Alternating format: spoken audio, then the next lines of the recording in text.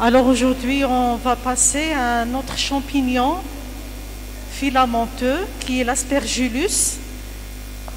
Alors l'aspergillus est un champignon opportuniste, donc il vit en saprophytisme, donc, et à l'occasion d'un ensemble de facteurs favorisants, il devient pathogène. Donc en introduction, les aspergilloses donc, sont des affections opportunistes liées à la prolifération dans l'organisme de champignons filamenteux à ifs cloisonnés du genre Aspergillus, fréquemment retrouvés dans l'environnement. Donc l'aspergillus est un champignon ubiquitaire. Actuellement, l'aspergillose est en progression constante, surtout en milieu hospitalier. Elle est considérée comme une affection nosocomiale, donc favorisée par la présence d'un terrain immunodéprimé comme la neutropénie. Taxonomie, les aspergillus appartiennent au règne des fungi, au phylum des Ascomycota, à la classe des Ascomycètes. Ce sont des champignons dont le mode de reproduction, donc bien la forme sexuée, donc elle est représentée par les asques. Donc c'est pour ça ils appartiennent à la classe des ascomycètes. La forme de reproduction sexuée est représentée par les asques. Donc l'ordre des Eurotiales, la famille des Trichomacées, le genre Aspergillus. Alors dans le genre Aspergillus, on a jusqu'à 300 espèces, dont une vingtaine sont pathogènes pour l'homme. Donc les plus fréquemment isolés, c'est l'Aspergillus fumigatus, Aspergillus flavus, Aspergillus niger, Aspergillus nidulans et Aspergillus versicolor. C'est les plus fréquemment isolés. Donc la morphologie, alors ça c'est la forme asexuée de l'aspergillus. Alors cette forme, elle est composée d'abord d'un pied, voilà, un pied, alors au-dessus duquel s'insère perpendiculairement ce qu'on appelle le conidiophore. On dit conidiophore ou on dit stipe. Donc le conidiophore, c'est un filament non cloisonné. Et puis ce conidiophore, il va se bourgeonner en une vésicule aspergillaire, donc au-dessus duquel s'insèrent ce qu'on appelle les phyalides.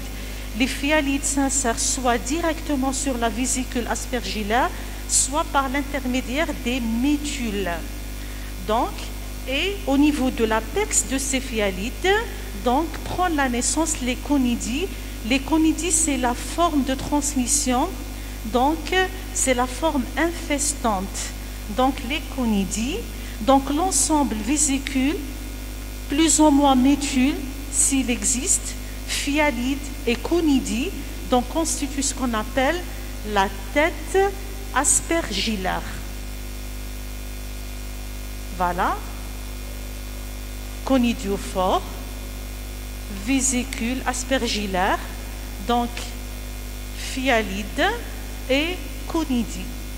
Donc l'ensemble vésicule, médule plus ou moins, s'il existe phyalide et conidie, constitue la tête aspergillaire. L'habitat.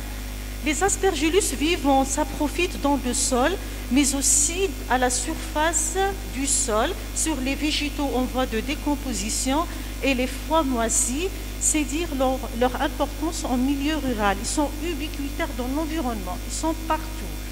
Donc la répartition dans l'atmosphère, les aspergillus représentent 1 à 5% des isolements de moisissure dans l'atmosphère.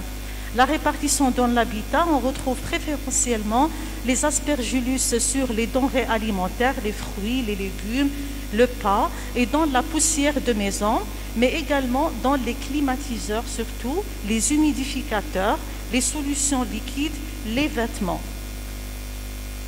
La répartition au milieu hospitalier, donc aucune méthode de standardisation des prélèvements d'air en milieu hospitalier n'existe à ce jour. Donc, il a cependant été constaté une grande abondance de spores aspergillats au niveau des grilles d'arrivée d'air conditionné, du matériel de protection contre le feu et donc surtout les faux plafonds. Et ceci d'autant que les services sont haut situés, c'est-à-dire les services situés dans les étages supérieurs sont plus condensés de spores d'aspergillus par rapport aux services qui sont bas situés. Parce que ces spores, c'est qu'on y dit, donc sont volatiles, sont prises par le courant d'air. Voilà. Le mode de contamination, c'est surtout inhalatoire. Donc, principale voie de contamination, c'est aérien par l'inhalation de spores. Rarement, donc, la contamination se fait directe par la déposition de spores sur la cornée, à l'origine de kératite, sur les brûlures cutanées et sur les sites opératoires. Physiopathologie. Alors, on va parler d'abord du pouvoir pathogène de l'aspergillus. Alors, cet aspergillus, on a dit, ça profite, mais il devient pathogène donc à l'occasion d'un ensemble de facteurs. Il y a des facteurs qui sont liés à l'aspergillus lui-même, il y a des facteurs qui sont liés à l'environnement, et il y a des facteurs qui sont liés à l'hôte. Alors, on va commencer par les facteurs donc liés à l'aspergillus. Premièrement, sa taille. Donc, les spores sont de petite taille, donc de 2 à 3 microns, donc leur donnant la possibilité d'atteindre les alvéoles pulmonaires rapidement. Donc, deuxièmement, la thermotolérance, permettant leur développement chez leur hôte, 37 degrés. Et il y a l'espèce Aspergillus fumigatus qui peut se développer à une température qui peut aller jusqu'à 55 degrés. La capacité d'adhérence à la membrane basale et la capacité d'induire des micro-lésions et des ulcérations vasculaires par le biais de toxines nécrosantes sécrétées par ces aspergillus, par exemple l'aflatoxine sécrétée par l'aspergillus fumigatus, l'ochratoxine sécrétée par l'aspergillus ocraceus et la citrinine donc sécrétée par l'aspergillus oryza. Le tropisme vasculaire permet le développement dans les vaisseaux et une dissémination rapide par voie hématogène. Donc les aspergillus, l'aspergillus il est virulent parce qu'il a une petite taille, ça lui permet de diffuser rapidement dans les voies respiratoires parce qu'il est thermotolérant, donc il peut donc se développer à une température 37 degrés qui est la température du corps humain. Ça peut aller jusqu'à une température de 55 degrés comme l'aspergillus fumigatus. Il adhère facilement donc aux vaisseaux sanguins. Il engendre des micro-lésions et des ulcérations. Il a la capacité de léser les tissus et les vaisseaux grâce à des toxines. On a vu les différentes toxines sécrétées par quelques espèces et le tropisme vasculaire. Donc, pour l'être humain, les moyens de défense de l'organisme contre les spores inhalés sont de deux ordres. Premièrement, mécanique, c'est l'épuration des spores est assurée par le tapis mucociliaire. La défense cellulaire est assurée par les macrophages alvéolaires, sont les premières cellules entrent en jeu dans la résistance naturelle antifongique en phagocytant les spores. Les polynucléaires neutrophiles et les monocytes sont également impliqués dans la défense de l'organisme. C'est les moyens de défense de l'organisme contre les spores de l'aspergillus. Les facteurs favorisants. Premièrement, les facteurs liés à l'hôte. Donc, l'immunodépression est le principal facteur.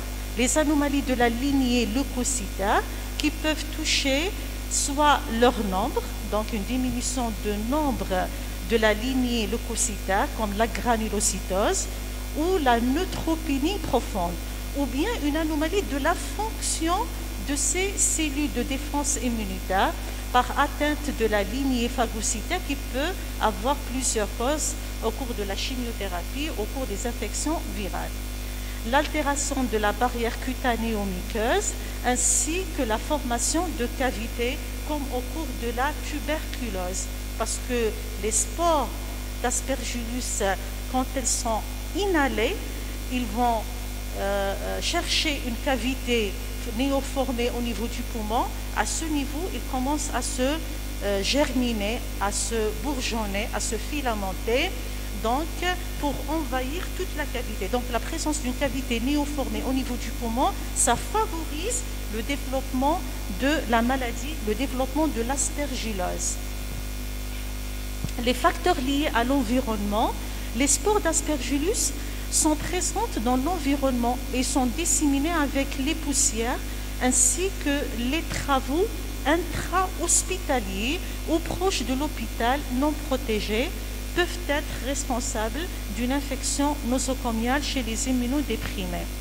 Donc la manipulation aussi de plantes et de terreaux au cours des activités de de jardinage, le mauvais entretien des systèmes de conditionnement de l'air, les filtres, les conduits et de climatisation. C'est surtout, on doit se concentrer sur les travaux de rénovation alors qu'ils sont faits à proximité des services à haut risque, comme le service de la néphrologie où il existe des patients greffés rénaux, le service d'hématologie où il existe des patients en aplasie médullaire, les leucémiques. Donc, ces travaux, ils vont favoriser la manipulation et la dissémination des spores qui vont être inhalés par ces patients qui sont susceptibles facilement de développer une aspergillose pulmonaire. Donc, cliniquement, les aspergilloses sont des maladies cosmopolites, normalement non contagieuses, de localisation essentiellement respiratoire. Donc, premièrement, on va commencer par les aspergilloses pulmonaires. On a en petit 1 aspergillose immunoallergique.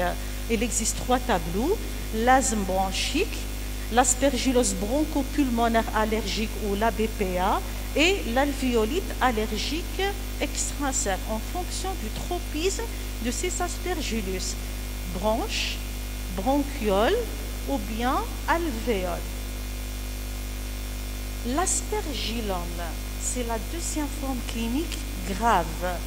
Donc l'aspergillome pulmonaire, voilà, l'aspergillome pulmonaire, il correspond au développement d'un aspergillus in situ, c'est-à-dire au niveau de tissu pulmonaire, presque toujours dans une cavité préexistante, par exemple une caverne tuberculeuse.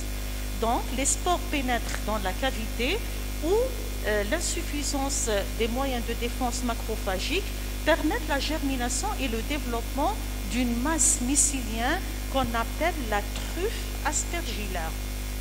Donc constituée de filaments enchevêtrés, cette truffe va combler progressivement la caverne tuberculeuse ou bien la cavité en passant par le stade de grelot. C'est un croissant aérien surplombant la boule fongique en radiologie. Alors ça, c'est la radio d'un patient qui a une aspergillose, un aspergillome, voilà. Alors on voit la truffe aspergillaire qui est surmontée par un croissant aérien. Voilà. Les facteurs favorisants, c'est la présence d'une malformation pulmonaire, soit cavité tuberculeuse, abcès pulmonaire ou un kyste hydatique, une bronchiectasie kystique, la DDB, la dilatation de bronches, l'emphysème bulleux, dilatation excessive des alvéoles, la sarcoïdose fibrokystique, cancer pulmonaire excavé, silicose, fibrose pulmonaire, l'infarctus pulmonaire, rarement cavité pleurale enquistée. Donc, le fait d'avoir une cavité au niveau du poumon, l'aspergillus, il va greffer à ce niveau, il va se filamenter, il va former la truffe aspergillaire qui va combler progressivement la cavité. La principale manifestation clinique sera l'hémoptysie. On la rencontre dans 60% des cas. C'est le maître septum de l'aspergillome. La troisième forme clinique, après les allergies et l'aspergillome, On est devant une pathologie aussi très grave chez les patients immunodéprimés, surtout les neutropéniques. C'est l'aspergillose pulmonaire invasive. Donc le tableau clinique est celui d'une pneumopathie fébrile résistante à une antibiothérapie à large spectre, plus de 3 à 4 jours. Mais généralement on dit, si on est devant un patient qui a une pneumopathie fébrile, on met notre patient sous une antibiothérapie, mais au bout de 24 heures, on n'a pas une amélioration. Alors il faut penser à une aspergillose pulmonaire invasive et commencer un traitement antifongique avant même d'avoir les résultats biologiques, parce que c'est une urgence. Voilà. Donc le tableau clinique, il est atypique. Alors on peut trouver la toux, bon, la fièvre déjà en premier plan, la toux, les expectorations, la dyspnée, des douleurs pleurales et thoraciques et les hémoptysies. Donc à l'auscultation, on va trouver un frottement pleural, des râles crépitants, des crachats striés de sang, ou plus tardivement, on va trouver l'hémoptysie. Parce qu'on a dit, parmi les facteurs de pathogénicité de l'aspergillus, c'est son tropisme vasculaire et son pouvoir de provoquer des lésions. C'est la cause des hémoptysies. Voilà. Donc, et les hémoptysies, c'est en rapport avec l'excavation. C'est un signe d'excavation. Alors, donc, on pense ou bien on suspecte une aspergillose pulmonaire invasive devant un tableau d'une pneumopathie fébrile qui résiste aux antibiotiques. Donc, il faut mettre votre patient sous antifongique avant même de confirmer le diagnostic biologiquement. Mais il faut aussi donc associer le diagnostic clinique avec un diagnostic radiologique. Alors, on va demander un scanner thoracique ou bien la tomodensitométrie. Alors, dans la situation de neutropénie, il semble que le scanner thoracique soit un outil essentiel au diagnostic des API, des aspergilloses pulmonaires invasives. Alors, dans ce cas-là, on a deux signes évocateurs. Alors, on a un signe précoce qui apparaît entre le premier jour jusqu'au 5e jour, c'est le signe du halo. Le deuxième signe, c'est le signe du croissant gazeux. C'est un signe qui est tardif, qu'on le retrouve au-delà du 10e jour. Alors, c'est quoi le signe du halo? Alors, c'est ça.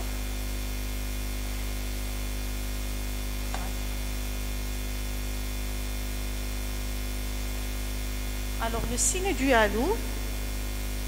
Alors, le signe du halo, donc il s'agit d'un flou périlésionnel en verre dépoli à la périphérie d'une lésion qui est le plus souvent nodulaire et il représente une zone hémorragique périphérique. C'est un flou autour d'une lésion nodulaire. Voilà, et c'est un signe donc évocateur de l'aspergillose pulmonaire chez un patient en état de neutropénie profonde avec une fièvre d'apparence inexpliquée. Donc c'est un signe précoce qui apparaît au bout des 5 premiers jours et c'est un signe constant et très précoce dans l'évolution de la maladie. Le deuxième signe, c'est le signe de croissant gazeux.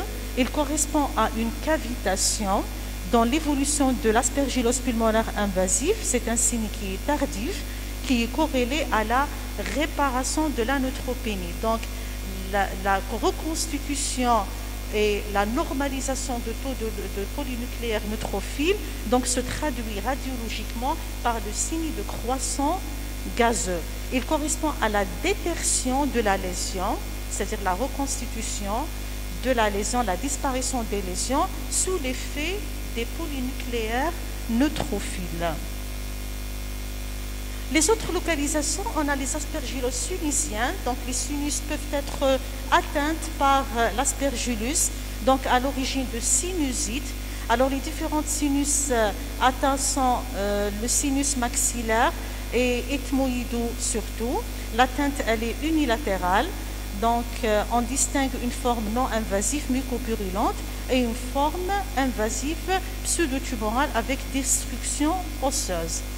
Donc, l'otite aspergillaire, c'est surtout, elle est due à l'aspergillus niger. Alors, quand on dit otite aspergillare, l'espèce la plus fréquemment incriminée, c'est l'Aspergillus niger. Un peu moins de 20% des otites externes sont d'origine fongique. Donc, le prurite et l'hypoacusie et l'écoulement sont les symptômes les plus fréquents. Donc, on a dit surtout dû à l'Aspergillus niger. Il existe bien d'autres localisations. On peut trouver une aspergillose digestive qui est en rapport avec une intervention chirurgicale et l'inoculation donc locale des spores d'aspergillus, l'aspergillose rénale, osseuse, cutanée, cardiaque, cutanée surtout chez les brûlés et inguéale, c'est les onychomycoses. Alors, comment on fait le diagnostic biologique des aspergilloses? Toujours le diagnostic mycologique, il consiste en un examen direct. Bon, d'abord c'est le prélèvement, puis l'examen direct, et puis la mise en culture. Et d'autres moyens aussi de diagnostic. Donc, l'isolement de l'aspergillus se fait dans différents prélèvements.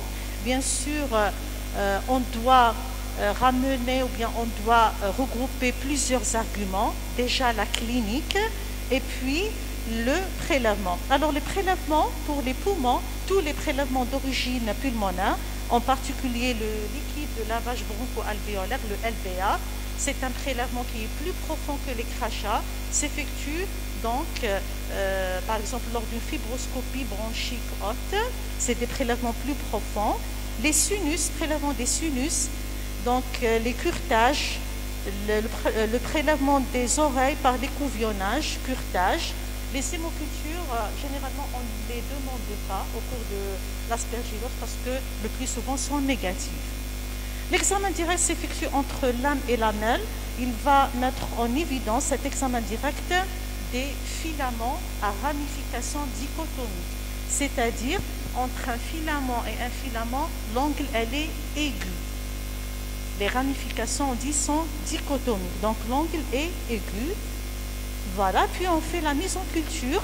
Généralement, l'aspergillus est ensemencé sur un milieu de culture qui est usuel, utilisé en mycologie médicale. Généralement, c'est le milieu sabot-chlorphénicol. On n'utilise jamais l'actidion parce que l'actidion freine la poussée de l'aspergillus. Donc, la température en incube à 27 degrés et à 37 degrés. Voilà, il est recommandé de garder les tubes au moins pendant 8 jours à l'étude pour confirmer la négativité. Il ne faut pas se contenter donc d'une seule culture positive. Alors parce que tout simplement, l'aspergillus est un saprophyte des voies respiratoires. Si je fais une culture, même chez un sujet qui est immunocompétent, la culture va pousser. Donc il faut réaliser plusieurs tubes de culture pour confirmer la pathogénicité. Alors l'identification bien sûr est microscopique. On recherche parmi un enchevêtrement de filaments des têtes aspergillaires dont les caractères sont variables, permettant une identification d'espèces. Parce que pourquoi on fait dans la morphologie la description de la forme asexuée de l'aspergillus? Conidiophore, tête aspergillaire, phyalide, les conidies. Parce que chaque espèce donc présente une morphologie typique. L'aspergillus fumigatus, il a une forme typique, soit en macroscopie ou soit en microscopie. Le flavus, la même chose. La nudulans, la même chose. Donc chaque espèce aspergillaire présente une morphologie qui est typique, qui permet de le distinguer des autres espèces. Voilà. On peut faire un repiquage sur un milieu de Zapec. C'est un milieu qui permet d'obtenir donc des organes de fructification, les têtes ou bien les têtes aspergillaires et les formes asexuées. Voilà, ça c'est les cultures donc des différentes espèces, ou bien de quelques espèces, Aspergillus fumigatus, Flavus, l'Aspergillus niger. Voilà, Aspergillus niger. Les têtes, les différentes têtes, chaque espèce a une caractéristique typique. Voilà, le diagnostic immunologique, c'est la recherche des anticorps et la recherche des antigènes. Alors, la recherche des anticorps, bien sûr, chez les sujets immunocompétents. et voilà, surtout utilisé chez les malades immunocompétents. Alors, deux grands types de techniques sont disponibles. Donc, les techniques d'orientation, comme l'immunofluorescence, les magnetinations, l'ELISA, l'immunodiffusion. Il y a les techniques de confirmation, l'immunoélectrophorèse ou l'électrocénérase. Elles révèlent des arcs de précipitation de 1 à plus 20, peuvent mettre en évidence des arcs à activité enzymatique, surtout l'arc à activité catalasique, l'arc J, et chymotrypsique, l'arc C. Alors, pour les patients immunodéprimés, par exemple, qui sont neutropéniques, qui présentent une aspergillose, une suspicion d'aspergillose pulmonaire invasive, alors on fait la recherche des antigènes. Alors, et l'antigène le plus cherché, c'est la galactomanane. La galactomanane, c'est un polysaccharide pariétal. Donc, voilà, c'est un polysaccharide pariétal. La recherche se fait par la technique ELISA. La recherche du galactomanane reste privilégiée dans le diagnostic des aspergilloses invasives, donc permet de surveiller les patients à haut risque sur une base de 2 prélèvements par semaine. Il faut suivre la cinétique de ces antigènes. La galactomanane aussi peut être positive 15 jours avant l'apparition des signes cliniques. Par exemple, les patients qui sont hospitalisés en hématologie, les patients neutropéniques, aplasiques, alors même en absence de signes cliniques, on peut et sont susceptibles de développer ces pathologies invasives.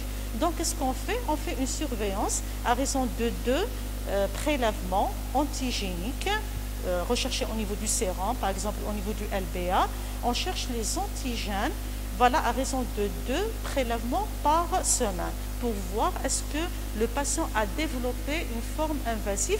Et on a dit que la positivité de l'antigénémie, elle se fait à plus 15 jours avant même l'apparition des signes cliniques. Le traitement, on a plusieurs molécules. Donc, on a l'amphotéricine B, donc indiquée dans le traitement des aspergilloses invasives en première ligne. Donc, on peut utiliser ces formes liposomales, comme l'amphotéricine B, c'est la fengisone, donc donnée à raison de 0,7 à 1 mg par kilo par jour en IV. Cette forme, elle est de moins en moins utilisée parce qu'elle présente des effets secondaires. Alors surtout rénal, c'est pour ça l'alternative, c'est l'utilisation des formulations lipidiques, des présentations lipidiques de l'amphotéricine B. Donc, les formulations lipidiques présentant l'avantage de moins être toxiques que l'amphotéricine B, donc la fengisone. Alors, comme exemple, l'ambisome, ça se donne à raison de 3 mg par kilo par jour en IV, ou bien l'Abel 7, qui se donne à raison de 5 mg par kilo par jour en IV. Le voriconazole, soit on l'utilise d'emblée, comme une molécule de choix pour le traitement, soit on peut l'utiliser en alternative avec l'amphotéricine B. Alors, le voriconazole, c'est le V-Fent, c'est un dérivé azolé. Il constitue actuellement le traitement de référence de l'aspergillose invasive. Il est administré à la posologie de 6 mg par kilo en 2 fois par jour en IV, le premier jour, suivi de 4 mg par kilo par jour en 2 fois par jour en IV. Donc, il est aussi utilisé dans le traitement des formes immunoallergiques et dans l'aspergillome, donc simple. Mais ça peut provoquer donc des atteintes hépatiques. C'est pour ça qu'il est indiqué au cours des cirrhoses et des hépatites. Donc, c'est pour ça, donc, le voriconazole, oui, c'est un traitement de première intention pour l'aspergillome et les formes invasives, mais à condition que le patient n'a pas donc une atteinte hépatique à type de cirrhose ou bien d'hépatite. C'est des contre-indications de l'utilisation de voriconazole. Donc, un autre dérivé azolé, c'est l'itraconazole, ou ce qu'on appelle le sporanox. Il est indiqué dans l'aspergillome simple, qui ne répond pas à la chirurgie ou en complément de la chirurgie. L'itraconazole est administré avec une dose de charge de 600 mg par jour pendant 48 heures et puis à la posologie de 400 mg par jour. C'est des gélules de 200 mg. Les échinocondines, donc, sont utilisés dans l'aspergillose invasive, alors chez les adultes réfractaires ou intolérants à l'amphotéricine B classique ou en solution lipidique et ou l'itraconazole. Donc la caspofongine, la cancidase, donc les échinocondyles sont représentés par la caspofongine qui est la cancidase. Alors c'est la molécule la plus utilisée dans la famille des échinocondyles. La dose administrée, elle est en fonction de la surface corporelle. Généralement, on donne une dose de charge de 70 mg par mètre carré par jour. Et puis, dans le premier jour, et puis on va faire la dégression à 50 mg donc par mètre carré par jour. Pour l'aspergillome, le traitement consiste à la résection chirurgicale de cette masse. Donc la chirurgie, elle est indiquée dans les formes localisées et elle peut être associée à l'itraconazole ou au voriconazole pérose, mais aussi dans l'aspergillose invasive, surtout en cas d'hémoptysie, parce qu'en cas d'hémoptysie, il y a une invasion des vaisseaux sanguins, donc on peut faire le traitement, on peut faire le recours à la chirurgie associée bien sûr au traitement médical. Alors pour la prophylaxie, alors s'il s'agit d'un service hébergeant des malades à très haut risque, comme les services de réanimation médicale, chirurgicale, le service d'hématologie, il faut éventuellement envisager la fermeture complète du service ou au moins transférer les malades les plus fragiles. Donc les fleurs en pot ou les plantes vertes doivent être interdites dans ces services à haut risque. La nourriture doit être soigneusement contrôlée, interdire le poivre, les tisanes ou les soupes en sachet si l'eau utilisée n'est pas bouillante. Séparer de façon la plus hermétique possible la zone de travaux de la zone où se trouvent les malades. Interdire l'ouverture des fenêtres, demander à l'entreprise de prévoir un système d'aspiration des poussières et ou humidification de celles-ci. Alors faire des prélèvements systématiques dans les locaux à la recherche d'aspergillus au moins une fois par semaine. Nettoyer très soigneusement et régulièrement les locaux avec des produits antiseptiques et antifongiques en solution. Surveiller les malades par des prélèvements bi-hebdomadaires de crachat, aspiration trachéale ou bronchique. Alors généralement, on fait un dosage de l'antigénémie au niveau du LBA ou au niveau du sérum. Ne pas hésiter à débuter un traitement chez tout malade suspect d'aspergillose pulmonaire invasive, parce qu'on a dit toute pneumopathie fébrile résistante aux antibiotiques, alors correspond à une aspergillose pulmonaire invasive. Donc jusqu'à preuve du contraire, il faut commencer le traitement le plus antifongique le plus rapidement possible sans même attendre les résultats de la biologie.